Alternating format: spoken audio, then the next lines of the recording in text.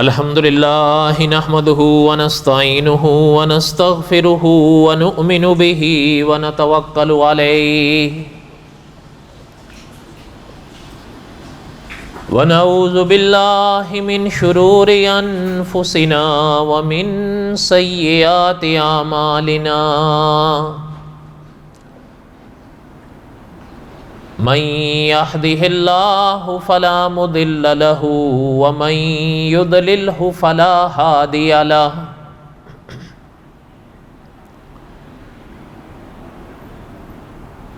ونشهد أن لا إله إلا الله وحده لا شريك له ونشهد أن سيدنا وسندنا ومولانا محمدا عبده ورسوله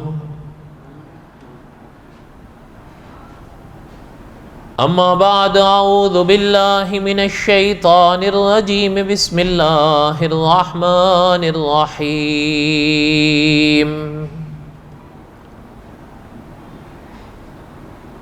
نحن نقص عليك أحسن القصص بما أوحينا إليك هذا القرآن وإن كنت من قبله لمن الغافلين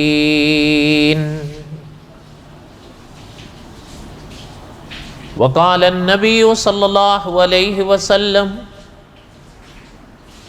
الناس بنو آدم وآدم خلق من تراب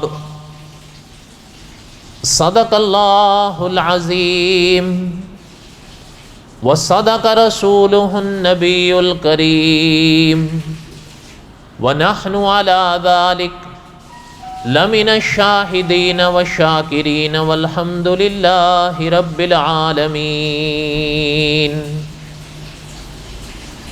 اللهم صل على محمد وعلى آل محمد كما صليت على إبراهيم وعلى آل إبراهيم إنك حميد مجيد اللهم بارك على محمد وعلى آل محمد كما باركت على إبراهيم وعلى آل إبراهيم إنك حميد مجيد۔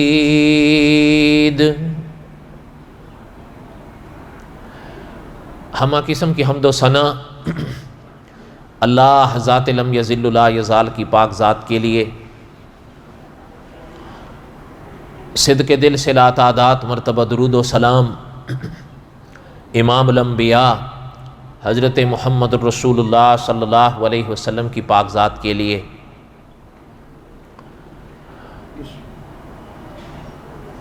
قصص الانبیاء علیہم السلام کے اسباق میں دہرا رہا تھا،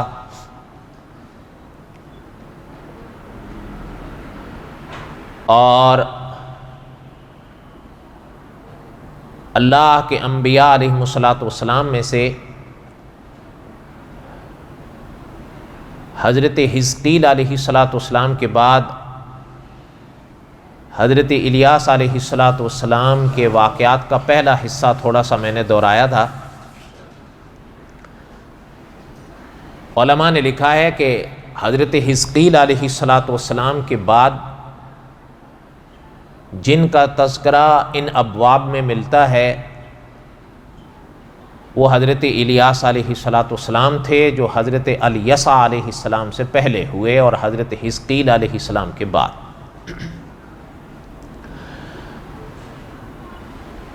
علماء نے لکھا ہے کہ انبیاء بنی اسرائیل میں سے تھے، اور یہ بھی علماء نے لکھا ہے کہ کلام پاک میں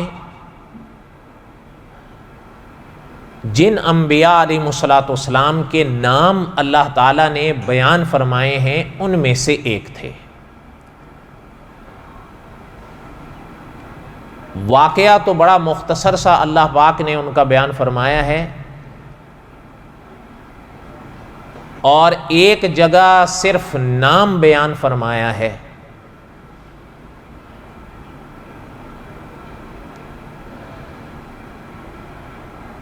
یہ بھی علماء تاریخ نے لکھا ہے کہ حضرت ہارون علیہ السلام کی اولاد سے تھے، اور یہ بھی علماء نے لکھا ہے کہ اردن میں پیدا ہوئے۔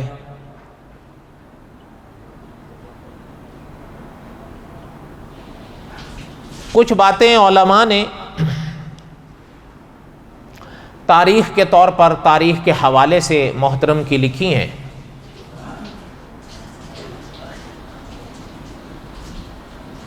اس کا کچھ ابتدائیہ میں نے گزشتہ جمعہ دہرایا تھا، وہیں سے میں آگے چلتا ہوں۔ بات یہ پڑھ رہا تھا کہ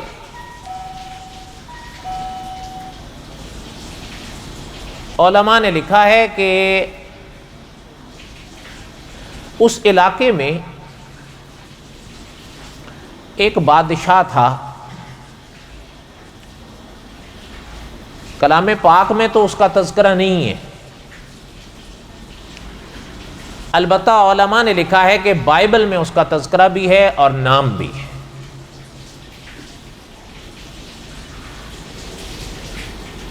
پھر انہی حضرات نے انہی حوالوں سے یہ بھی لکھا ہے کہ اس کی ایک بیوی تھی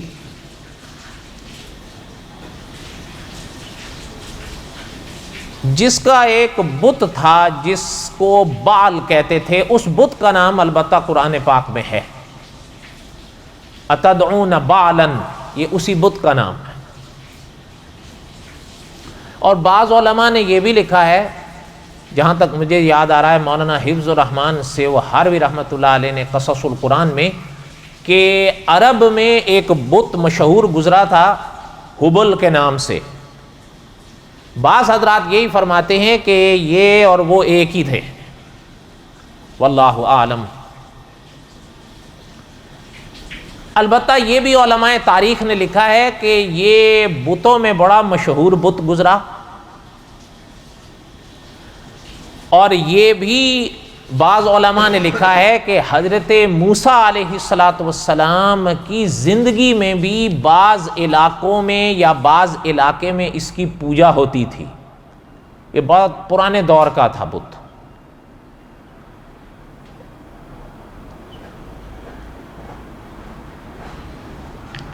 کچھ باتیں علامہ خالد محمود صاحب رحمۃ اللہ علیہ فرمایا کرتے تھے کہ واقعات ہوتے ہیں، اور فرمایا کرتے تھے کہ صاحبان کو چاہیے کہ وہ واقعات کو بیان کریں، اور محترم فرماتے تھے کہ جسے استدلال کہتے ہیں وہ واقعات سے کریں، اس سے سمجھنا آسان ہو جاتا ہے۔ ممکن ہے آپ نظریات پیش کریں تو سامنے والا کچھ اور نظریہ پیش کر کے آپ کے ساتھ الجھے یا اس کو بات سمجھ نہ آئے، لیکن محترم فرماتے تھے کہ اگر واقعات بیان کرو گے اور واقعات سے استدلال کرو گے تو سامنے والے کو سمجھنا آسان ہوگا۔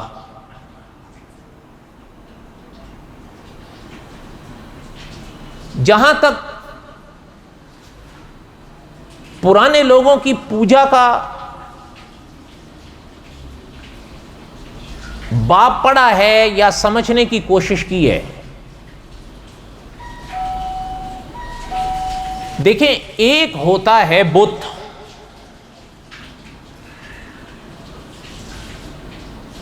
پھر اس بت کے پیچھے ایک تصور بیٹھا ہوتا ہے۔ دھیان دینا میری طرف، وہ جو تصور بیٹھا ہوتا ہے وہ کبھی سچا ہوتا ہے، کبھی جھوٹا ہوتا ہے۔ سچے جھوٹے کا کیا مطلب ہے؟ سچے جھوٹے کا مطلب یہ ہے کہ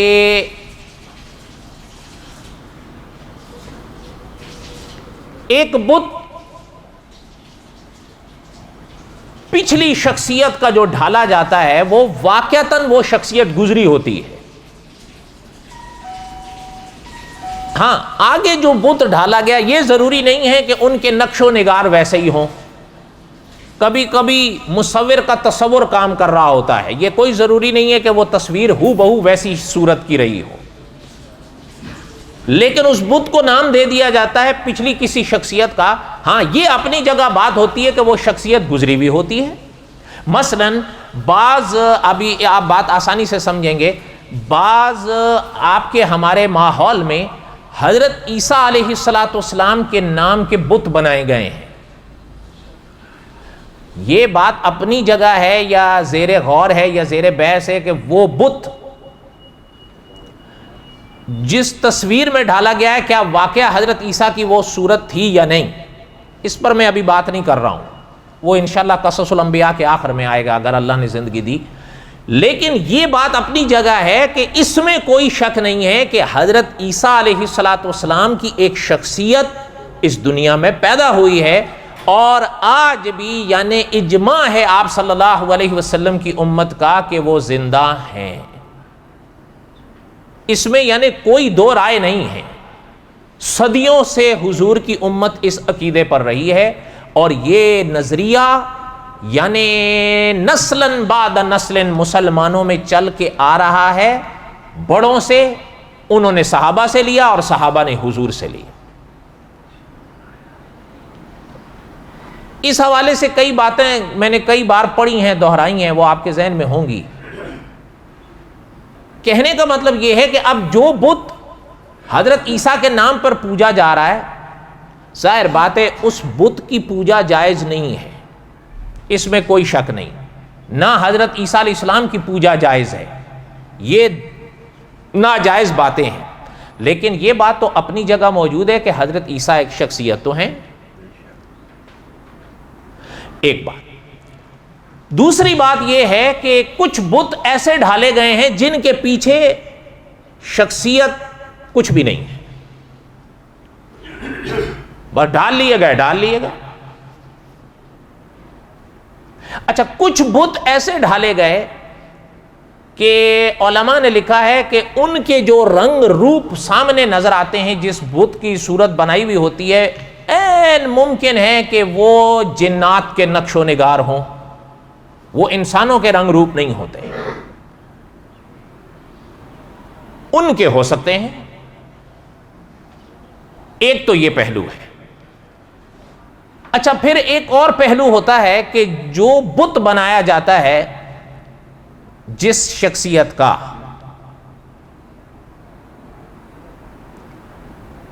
کہیں تاریخ پڑھنے سے یہ بھی پتہ چلتا ہے کہ کچھ بروں کے بت بھی بنائے گئے، لیکن کم محسوس ہوئے. ہو سکتا ہے میں غلط ہوں، لگا ایسا ہے پڑھنے سے. زیادہ تر جو چیز پڑھنے سے محسوس ہوئی ہے وہ یہ ہے کہ جو بت بنائے گئے وہ اچھوں کے بنائے گئے. میں اس پر بات نہیں کر رہا ہوں، میں نے پہلے عرض کیا کہ وہ صورتیں وہی ڈھالی گئیں، نام وہی تھے. کبھی کبھی مصور کے تصور ایسے کام کرتے ہیں کہ آدمی دنگ رہ جاتا ہے. اگر اس کی مثال اللہ تعالیٰ نے زندگی دی تو قصص الانبیاء کے آخر میں سنیے گا آپ حضرت عیسیٰ علیہ السلام کے واقعات میں کہ یہ تصویریں جو چلتی ہیں ان کا کیا پس منظر ہے. ابھی میں آ رہا تھا راستے میں تو پینڈا ہوٹل کے پاس کھڑے ہوئے وہ بانٹ رہے تھے. بس دعا کریں اللہ تعالیٰ ہدایت دیں. اچھا خیر، زیادہ تر جو چیز محسوس ہوئی ہے وہ یہ ہے کہ وہ اچھوں کے ہی، کیونکہ میں اکثر ایک جملہ دہرایا کرتا ہوں جو سچ بھی ہے، انسان جو اچھے دیکھتا ہے یا اچھائیاں دیکھتا ہے تبھی خدائی درجے کسی کو دینے کے لیے تیار ہوتا ہے. برائیوں کی طرف انسان اتنی جلدی مائل نہیں ہوتا، نہ برائی کی طرف مائل ہوتا ہے، یا اگر مائل خود بھی ہو جائے نفس کے ہاتھوں یا شیطان کے ہاتھوں پلا ہوا، وہ اپنی جگہ ہے. لیکن ایسے لوگوں کو انسان خدائی درجے نہیں دیتا، نہ یہ جبین جھکاتا ہے. ہاں جھکانے لگتا ہے وہیں جہاں نیکی دیکھتا ہے، وہ سوچتا ہے یہ نیکی کر کر کے اس درجے پہنچ گیا ہے کہ اب یہ جھکانا گویا خدا کے آگے جھکنا ہے. نعوذ باللہ. یہاں تک بات سمجھ آئی ہے؟ ان کے ہاں جو اللہ تعالیٰ معاف فرمائے، جو بت ڈھالے گئے پہلے زمانوں میں، ان میں تاریخ پڑھنے سے پتہ چلتا ہے کہ اچھے لوگوں کے بت زیادہ ڈھالے گئے. ان کی اچھائیاں دیکھیں، ان کے اخلاق دیکھے، ان کی عبادات دیکھیں، مر مٹ گئے.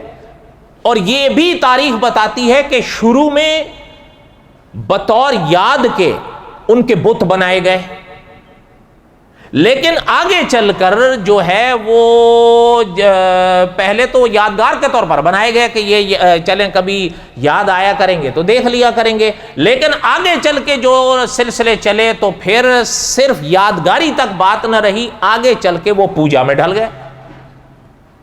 اور یہ بھی تاریخ کے علماء نے تاریخ کے حوالے سے لکھا ہے کہ اس بعد والے لوگوں کو پوجا پہ لگایا ابلیس نے، کہ مطلب تمہارے بڑے تو ان کی پوجا کرتے تھے، انہی کی تو پوجا کرتے تھے۔ اور یہ بھی یعنی ہو سکتا ہے کہ آپ نے کہیں سنا ہو یا پڑھا ہو، علماء نے لکھا ہے کہ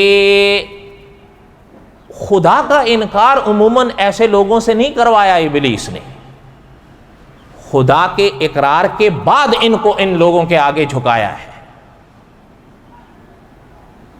بڑا کہہ کے کہ بڑا تو وہی ہے، لیکن کیا تم اس قابل ہو کہ وہ تمہاری مانے؟ ایک لفظ ہے نا ماننا اور ایک لفظ ہے سننا، دھیان دیجئے گا، ایک لفظ ہے ماننا، ایک لفظ ہے سننا۔ سنتا تو وہ ہر ذات کی ہے، ہر شخص کی ہے، صحیح ہے غلط ہے، وہ تو چونٹی کی آہٹ بھی سنتا ہے، مانے نہ مانے اس کی مرضی۔ اس نے یہ نہیں کہا کہ وہ سنتا نہیں ہے، میں نے کہا تم اس قابل ہو صحیح کہ تمہاری مانے؟ کہا کیا کریں کہ جو بڑے کرتے تھے، بڑے کیا کرتے تھے کہ بڑے ان کو پوچھتے تھے، ان کو سناتے تھے، پھر یہ آگے ان سے کہتے۔ سمجھ آ رہی ہے بات؟ ما نعبدہم قرآن پاک میں ہے الا لیقربونا الی اللہ زلفیٰ، ہماری ان کے آگے، ان کی اس کے آگے۔ اور اللہ تعالیٰ حفاظت فرمائے، میرے علم میں نہیں ہے، لیکن اتنا ضرور ہے کہ یہ نظریہ بڑا خطرناک ہے۔ آدمی اس نظریے میں ڈھلنے لگتا ہے اور وہ یہ سوچ بھی نہیں پاتا کہ میں شرک کر رہا ہوں۔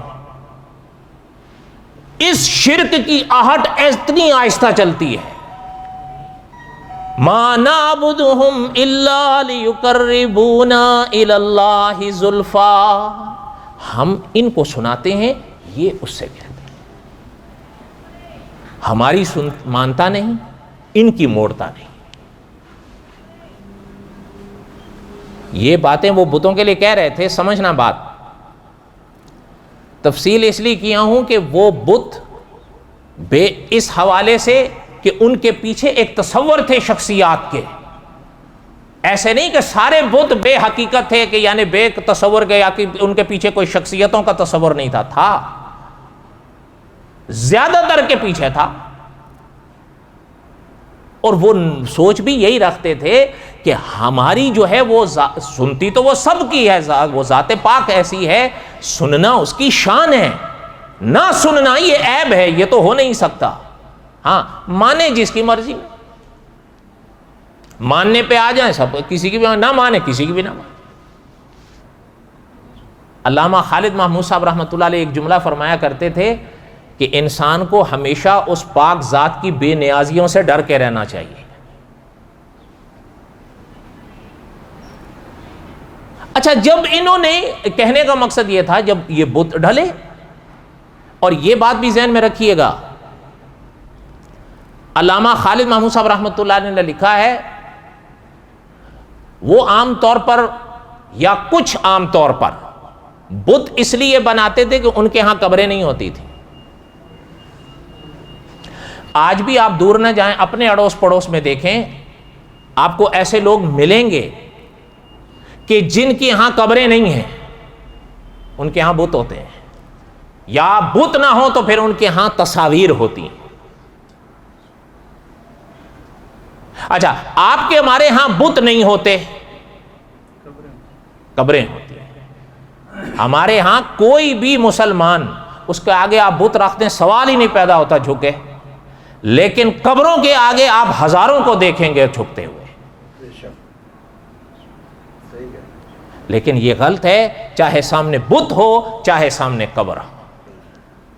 اس لیے کہ انبیاء علیہ الصلوۃ والسلام کا مسلک یہ ہے، یہ پیشانی صرف اللہ کی پاک بارگاہ کے آگے جھک سکے، بس۔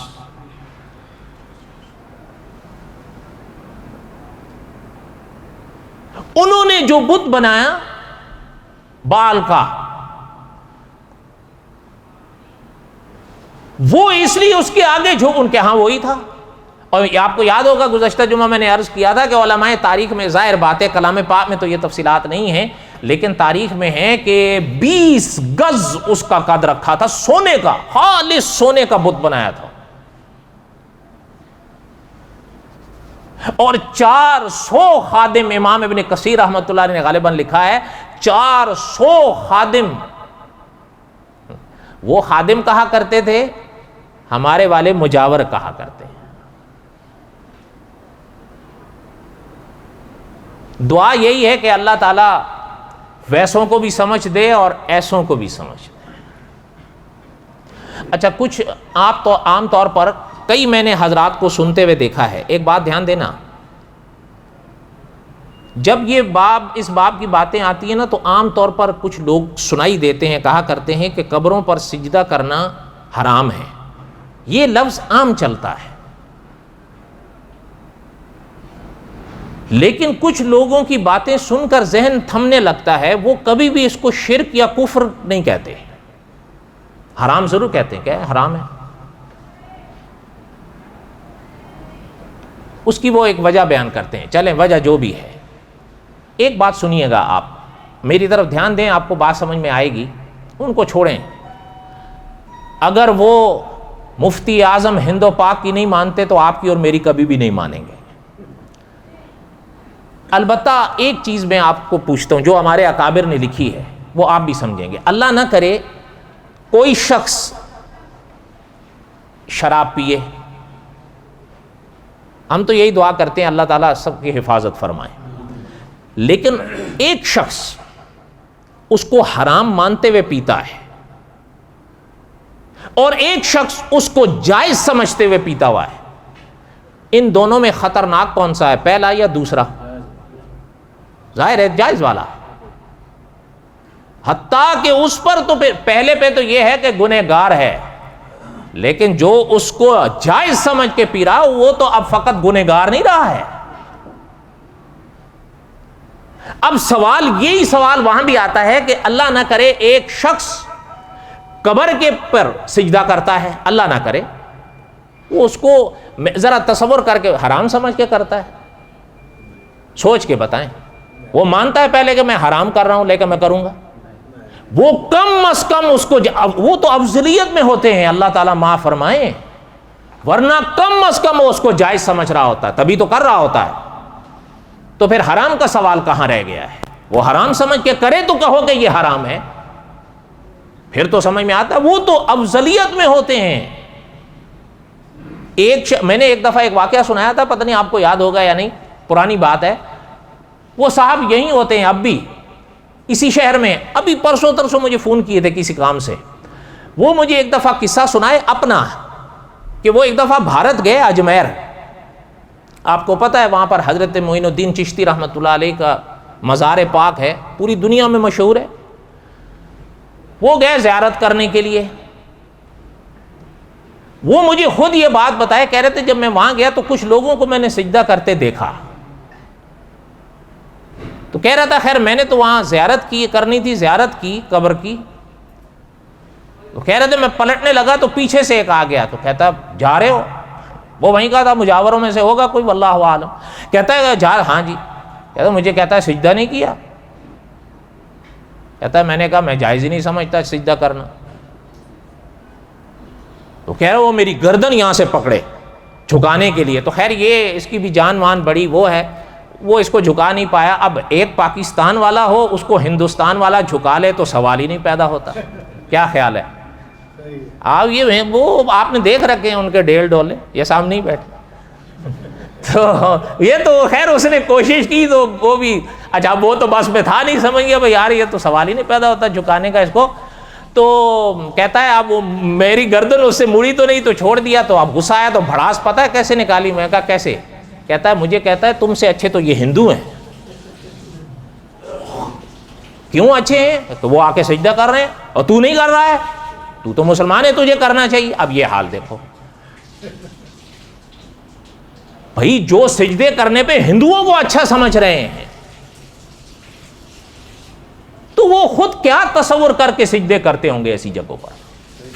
کہنے کا مقصد یہ ہے کہ ان کے پاس پرانے جو گزرے ہیں ان کے پاس بت ہوتے تھے، ہمارے جو آئے ہیں ان کے پاس اب قبریں۔ وہ جو کچھ حرکتیں بتوں کے سامنے کرتے تھے، ہمارے والے قبروں کے سامنے کرتے ہیں۔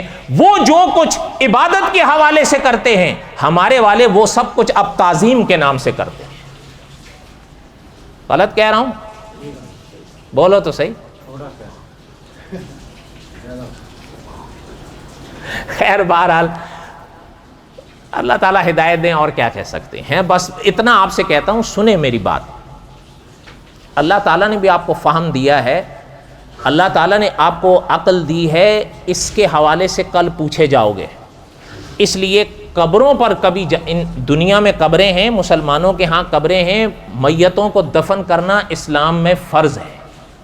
قبر اچھے انسان کی بھی ہوتی ہے، قبر برے انسان کی بھی ہوتی ہے۔ بروں کی طرف کوئی دھیان اتنا دیتا نہیں، ہر ایک اچھوں پر مٹتا ہے۔ حالانکہ ہمارے بعض اکابر فرمایا کرتے تھے، بڑوں کی جو اچھے ہوتے ہیں ان کی قبروں کی تو زیارت کرو، برے تو تمہاری دعاؤں کے محتاج پڑے ہوئے ہیں، وہاں پہ ان کے لیے زیادہ دعائیں کرو۔ جو اچھے ہیں وہ تو پاس ہی پاس ہیں، ان کے تو درجات کے لیے آپ اور ہم دعائیں کریں گے۔ جو بیچارے وہاں جل رہے ہیں، اللہ بچائیں، جل رہے ہیں، بھڑک رہے ہیں، ان کو آپ کی ہماری دعائیں زیادہ چاہیے۔ بعض کتابوں میں یہاں تک لکھا گیا کہ ان کی مثال ایسی ہے جیسے ڈوبتے کو تنکے کا سہارا۔ وہ منتظر ہوتے ہیں کہ کہیں سے کوئی دعا آ جائے، کہیں سے کوئی فریاد آ جائے۔ لیکن میں اور آپ ادھر زیادہ جھکتے ہیں یا دوسرے وال؟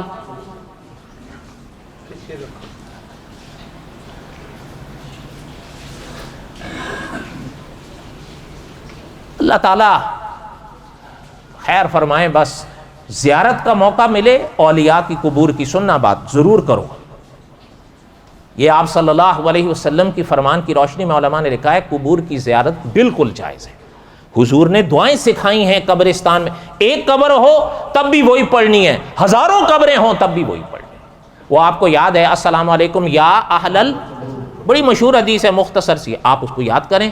ایک قبر ہو، مولانا عبد الشکور دین پوری رحمۃ اللہ علیہ فرمایا کرتے تھے، ایک قبر ہو تب بھی وہی پڑھو، ہزاروں قبریں ہوں تب بھی وہی پڑھو، جو حضور نے سکھائی ہے۔